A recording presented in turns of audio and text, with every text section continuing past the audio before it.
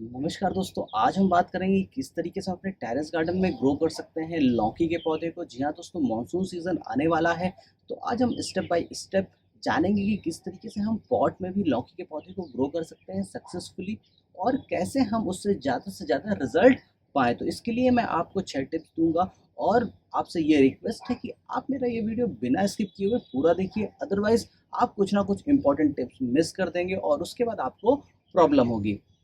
तो सबसे पहले हम बात करते हैं सीज़न की। किसी भी प्लांट को ग्रो करने के लिए उसमें आपको कितना अच्छा रिजल्ट मिल रहा है, क्या सक्सेस रेट आपको मिल रहा है, ये डिपेंड करता है सीज़न पे और डिपेंड करता है कि उस टाइम पे वेदर का टेम्परेचर क्या है, वेदर कंडीशन किस तरीके की है।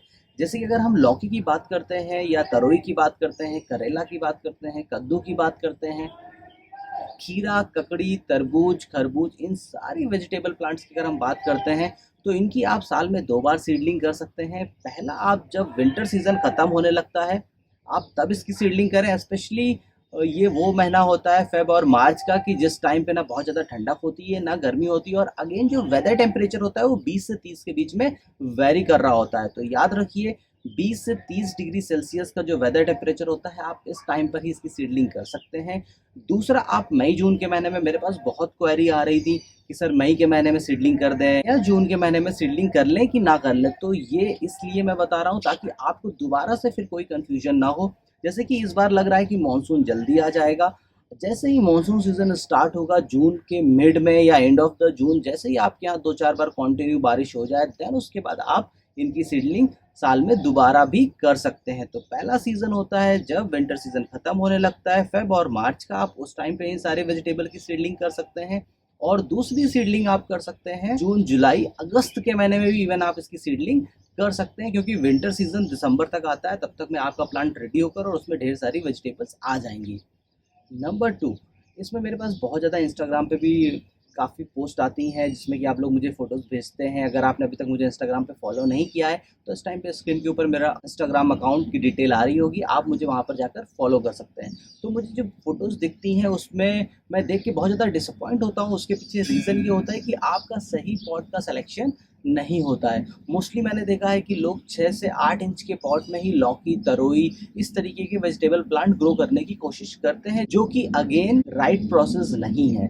क्योंकि ये सारे प्लांट काफ़ी बड़े होते हैं, काफ़ी ज़्यादा ग्रो करते हैं, इसलिए इनको काफ़ी ज़्यादा स्पेस और न्यूट्रिशन चाहिए होता है। अगर आप इनको 6 से 8 इंच के साइज़ के पॉट में लगा देते हैं, तो अगेन जो प्रॉब्लम होती है वो ये होती है कि अगले 40 से 45 दिन में जब उसमें फ्लावर आना स्टार्ट होते हैं, उस टाइम तक उसमें रूट बाउंडेशन हो जाता है और उसकी वजह से आपके प्लांट खराब हो जाते हैं। तो यहाँ पर मेरी रिक्वेस्ट है कि आप कम से कम 15 इंच के पॉट का सिलेक्शन करें। जैसा कि तीसरी चीज़ जो सबसे इम्पोर्टेंट है वो है सही पॉटिंग मिक्स।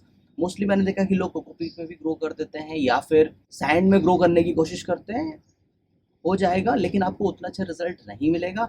अगर आपके पास ये 3 चीज़ें अवेलेबल हैं तो मैं आपको यही बोलूँगा कि इन तीनों को बराबर रेशियो में ऐड करें।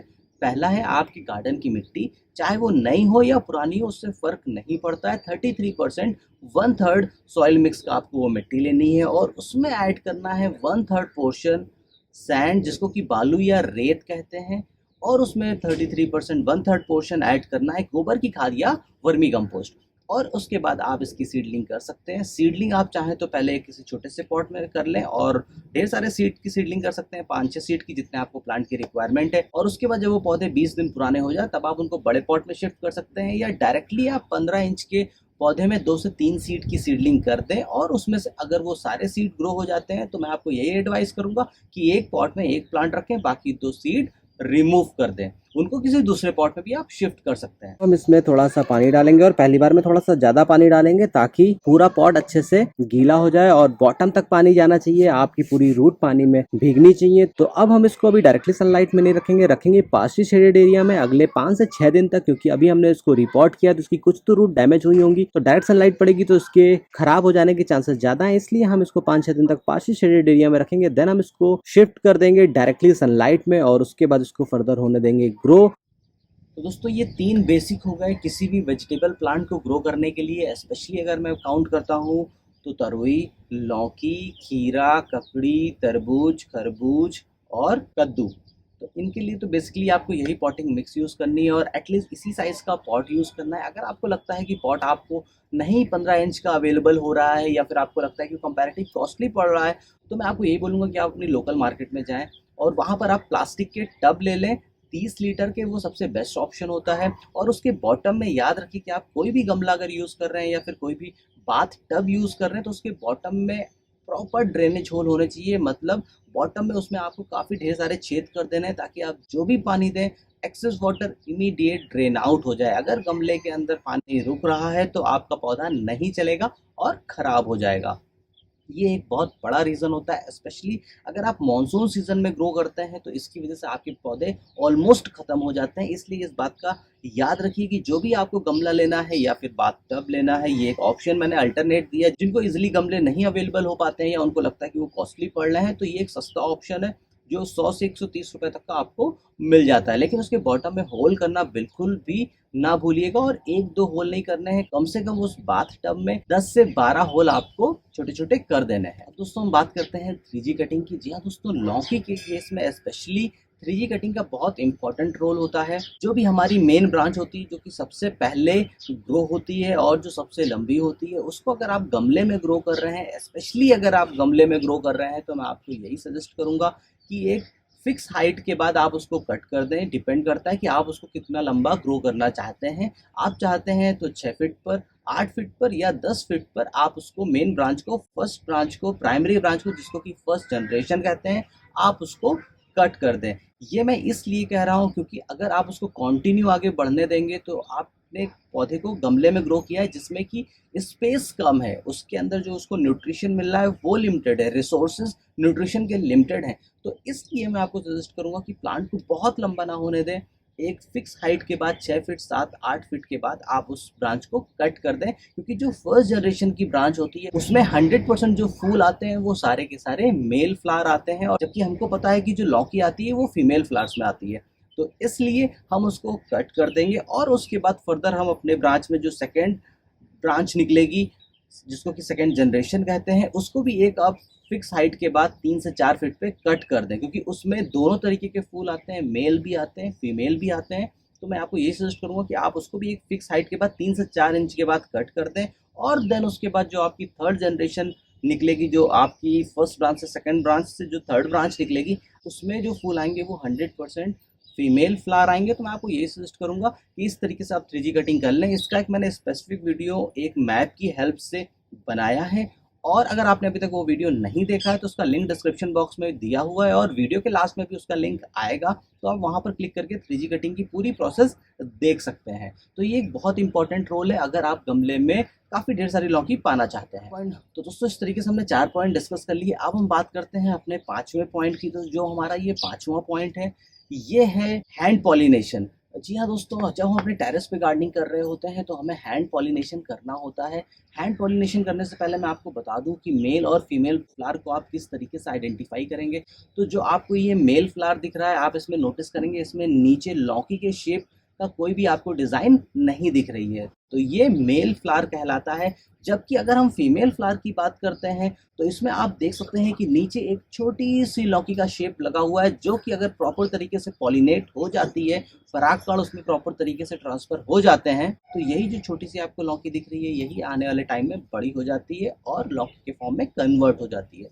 तो ये डिफरेंस है। मेरे पास भी इसके लिए भी बहुत क्वेरी आ रही थी कि सर आप मुझे एक सेपरेट वीडियो बनाकर बताइए कि किस तरीके से हम आइडेंटिफाई करते हैं मेल और फीमेल फ्लावर का। तो क्या स्पेशली ये लौकी, तरोई, खीरा, ककड़ी, करेला, इस तरीके की जितनी भी वेजिटेबल वाइन है, इन सब में अगर आप बॉटम में देखेंगे तो वही फीमेल फ्लावर है। छोटा सा शेप आपको, छोटा सा आकार आपको उस वेजिटेबल का आपको दिखता है।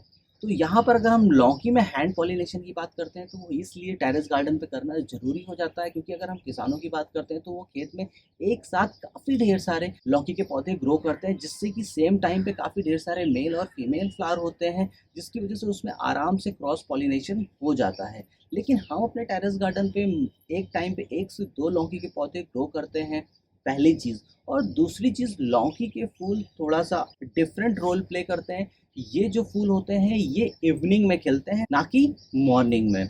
तो उसकी वजह से ये होता है, जो भी इंसेक्ट होते हैं, जो भी बीज होती, मधुमक्खी होती हैं, ये सारी की सारी इवनिंग के टाइम पे हमारे गार्डन में नहीं आती हैं। तो इसलिए भी ज़रूरी हो जाता है कि हम अपने टेरेस गार्डन में हैंड पॉलिनेशन करें। तो इसके लिए आपको कुछ नहीं करना है, आपको पहले ये आइडेंटिफाई करना है कि रोज़ आप इवनिंग के टाइम पे अपने प्लांट को मॉनिटर करें जब उसमें कलियाँ आ जाएँ। और उसके बाद जिस दिन आपके दोनों फूल सेम टाइम पे खिलने चाहिए, मेल फूल भी और फीमेल फूल भी, तो आपको एक ब्रश की हेल्प से जो आपका ये मेल नर फूल है, इससे आपको परागकण पॉलन ग्रेन कलेक्ट करने हैं एक ब्रश की हेल्प से, या फिर आप किसी रुई की हेल्प से भी आप, या डायरेक्टली आप फूल से भी पॉलिनेशन कर सकते हैं। आपको पॉलन ग्रेन कलेक्ट करने हैं और उसको ट्रांसफ़र करना है फीमेल फूल के अंदर। चारों तरफ अच्छे से हमको वो पॉलन ग्रेन्स परागकण लगा देने हैं और उसके बाद उसकी सारी लीफ को एक धागे से बंद करके छोड़ देना है। और ये प्रोसेस हमको इवनिंग के टाइम पे ही करना है। मॉर्निंग में अगर आप करते हैं तो आपका सक्सेस रेट ऑलमोस्ट 50% कम हो जाता है, क्योंकि ऐसा होता है कि अगर आपने अर्ली मॉर्निंग नहीं किया, आपने थोड़ा सा ज़्यादा लेट कर दी, तेज़ धूप हो गई, क्योंकि ये समर सीजन की वेजिटेबल है, तो जो इनका एक ड्यूरेशन होता है क्रॉस पॉलिनेशन का वो ऑलमोस्ट ओवर हो चुका होता है, जिसकी वजह से अगर आप वो मॉर्निंग में पॉलिनेशन करते भी हैं हैंड पॉलिनेशन, तो वो सक्सेसफुल नहीं होता है। तो इस चीज़ का आपको ध्यान रखना है।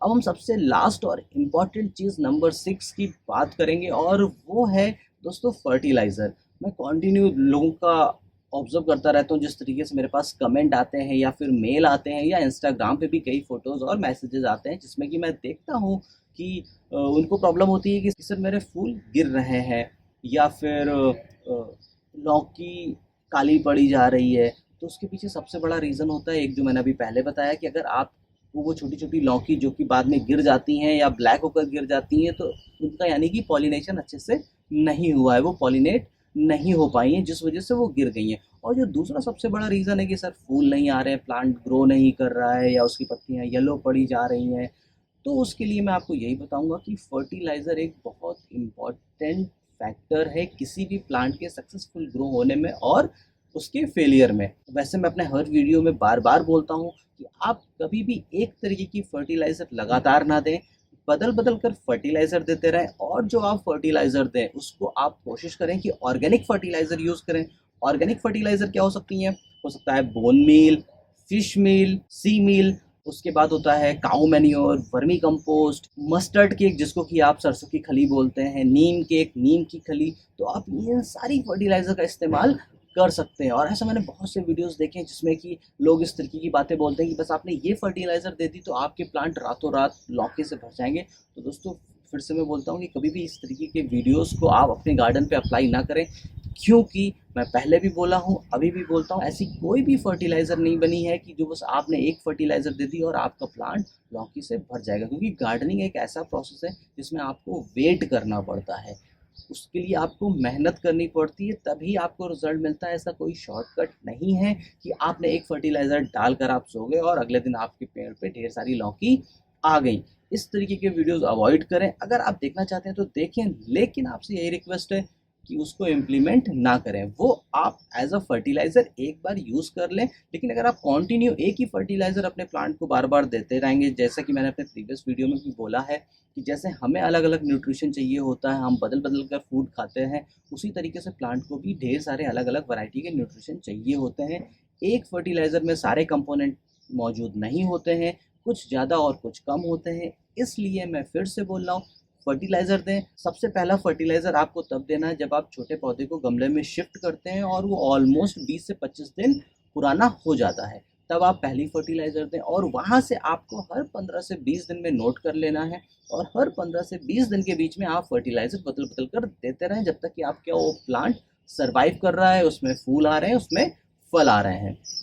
तो इस तरीके से आपका प्लांट टाइम के साथ काफ़ी तेज़ी से ग्रो करेगा, और जब वो ग्रो करेगा तो उसमें उसके साथ काफ़ी ढेर सारी कलियाँ और फूल भी और फल भी आएंगे। अब बात आती है पेस्टिसाइड की। तो पेस्टिसाइड मैं मोस्टली अपने टेरेस गार्डन में यूज़ नहीं करता हूँ, और टचवुड मुझे ज़रूरत भी नहीं पड़ती है। लेकिन अगर आप प्रिकॉशन के लिए जानना चाहते हैं तो मैं आपको यही बोलूँगा कि आप एक नीम ऑयल खरीद लें, ऑर्गेनिक नीम ऑयल, और उसके बाद उसका आप स्प्रे हर 10 दिन में अपने प्लांट पर इवनिंग के टाइम पर कर सकते हैं। लेकिन अगर कलियाँ आ रही हैं आपके फूल और उसमें फूल खिल रहा है, तो मैं आपको यही सजेस्ट करूँगा कि आप अर्ली मॉर्निंग उस ऑयल का स्प्रे करें। आपको कुछ नहीं करना है, 1 लीटर पानी में 3 ml आपको नीम ऑयल लेना है और उसमें 1 ml शैम्पू ऐड कर लेना है, प्रॉपर तरीके से मिक्स कर लें और उसके बाद अपने प्लांट पर उनको स्प्रे कर सकते हैं। तो इस तरीके से दोस्तों आप भी अपने टेरेस गार्डन पे ग्रो कर सकते हैं ऑर्गेनिक वेजिटेबल, स्पेशली लौकी, और इसी के साथ जो भी मैंने वेजिटेबल प्लांट के नाम लिए हैं इनको आप ग्रो कर सकते हैं। मैं एक बार फिर से याद दिला दूं, एक जब विंटर सीजन ख़त्म होने लगता है तब, और सेकंड जब आपका मानसून सीजन स्टार्ट हो जाता है तब आप इनकी सीडलिंग कर सकते हैं और अपने टेरेस गार्डन में बहुत ही आसानी से इनको ग्रो कर सकते हैं। तो उम्मीद करता हूँ दोस्तों कि जो मैंने इन्फॉर्मेशन आपके साथ शेयर करी है आपको ये हेल्प करेगी और आप इसको इम्प्लीमेंट करेंगे। अगर आप इम्प्लीमेंट करते हैं और एक अच्छा रिजल्ट आता है, या भी जो भी आपकी कोई भी क्वेरी है, तो इंस्टाग्राम अकाउंट का डिटेल इस टाइम पे स्क्रीन के ऊपर लिख कर आ रहा है, वहाँ पर मुझे फॉलो कर सकते हैं और वहाँ पर आप अपनी प्रॉब्लम शेयर कर सकते हैं। अगर जैसे मुझे टाइम मिलेगा मैं उस पर रिस्पॉन्ड भी करूँगा। तो उम्मीद करता हूँ दोस्तों कि आपको मेरा वीडियो अच्छा लगा होगा। तो आप इसको भी पहली बार मेरा चैनल देख रहे हैं तो प्लीज़ रेड कलर वाले सब्सक्राइब बटन को क्लिक करें और मेरे वीडियोज़ को सबसे पहले अपडेट पाने के लिए बेल वाले बटन को क्लिक करना बिल्कुल मत भूलें। कमेंट करके ज़रूर बताइए कि इस वीडियो में आपको सबसे अच्छी चीज़ क्या लगी। तो लाइक करो, सब्सक्राइब करो और शेयर करो हमारा अपना चैनल आर ग्रीन प्लैनेट। फिर मिलूंगा आपको नए वीडियो में नई जानकारी के साथ, तब तक के लिए नमस्कार।